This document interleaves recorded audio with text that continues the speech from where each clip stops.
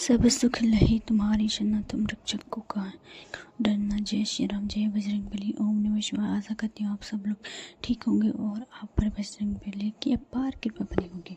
तो दोस्तों, कई लोग कहते हैं कि हम कई सालों से हनुमान चालीसा का पाठ कर रहे हैं और हमको कोई भी फल की प्राप्ति नहीं हो रही है, मेरी मनोकामनाएं पूरी नहीं हो रही है। आज मैं आप लोगों के साथ एक छोटा सा ऐसा उपाय लेके आया हूँ जिसको करने से आपकी सारी मनोकामनाएं पूरी भी होगी और आपको आपके पितरों का आशीर्वाद भी मिलेगा। और जिस भी देवी देवता की पूजा आप करते हो, मैं 101% लिख कर देती हूँ, कहती हूँ कि आपकी जो भी चीज़ पूरी होकर ही रहेगी, क्योंकि आप पितरों को पितृपक्ष आने वाले हैं 7 सितंबर से। तो अगर आप इन छोटे छोटे उपायों को करते हैं तो आपकी सारी मनोकामनाएं पूरी होती हैं और आपके पितरों का आशीर्वाद भी आप पर मिलता है। कहा जाता है कि अगर हमारे घर के पितृ खुश हैं, हमसे खुश हैं, तो हमारे कोई भी काम है, जो भी काम है, उनमें कोई अड़चन बाधाएं नहीं आती हैं। अगर आप अपने पितरों की पूजा नहीं करते हैं, पूजा पाठ करने से पहले पितरों की पूजा नहीं करते हैं, तो आपकी कोई भी मनोकामना उतनी जल्दी पूरी नहीं हो पाती है।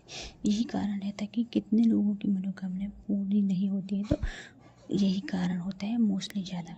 इसीलिए इन 15 दिनों में आप भी अपने पितरों की खूब सेवा पूजा कीजिए और अच्छे रिजल्ट में आपको देखने को मिल जाएंगे।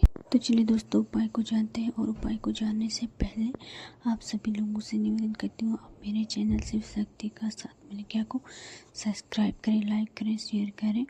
वीडियो अच्छी लगे तो लाइक करें, कमेंट में बताएं आप कौन सी प्रॉब्लम से है और आपकी कौन सी चाय पूरी हुई। उपाय को जरूर से कीजिए। अब इतनी सारी वीडियो डाली है मेरे, सारे उपाय को कीजिए। देखिए, आप इस उपाय को मेल फीमेल बच्चे कोई भी कर सकता है। अगर कोई बच्चे हॉस्पिटल में रहते हैं और वहाँ, तो वो भी वहाँ भी कर सकते हैं। तो आपको क्या करना है, पितृपक्ष 7 नवंबर 2025 से स्टार्ट है। आपको अपने पितरों के नाम से खाने में से कौवा, गाय, कुत्ता, किसी को भी आप खाने के लिए कुछ दे सकते हैं, जैसे रोटी, आटा, बिस्किट, कुछ भी दे सकते हैं उनको।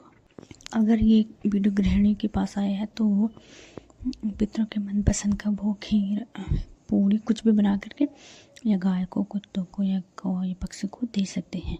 अगर ये भी नहीं कर सकते तो आपको कुछ मीठा बनाना है रोज और अपने पितरों के नाम पे छत पे, बालकनी में रख देना। कोई भी जानवर आता है उसे खाने देना, भगाना नहीं। इस टाइम आपको 3 या 5 या 7 दिन ब्राह्मणों को भोजन कराना चाहिए, किसी गरीब को दान देना चाहिए। अगर आप भोजन नहीं करवा सकते तो पंडित को दान देने चाहिए मंदिर में। अगर आपको पता है किस तिथि पे आपके पितरों के श्राद्ध है, तो उस टाइम आप अपने पितरों का भोजन बना सकते हैं और खिला सकते हैं, किसी और को भी खिला सकते हैं।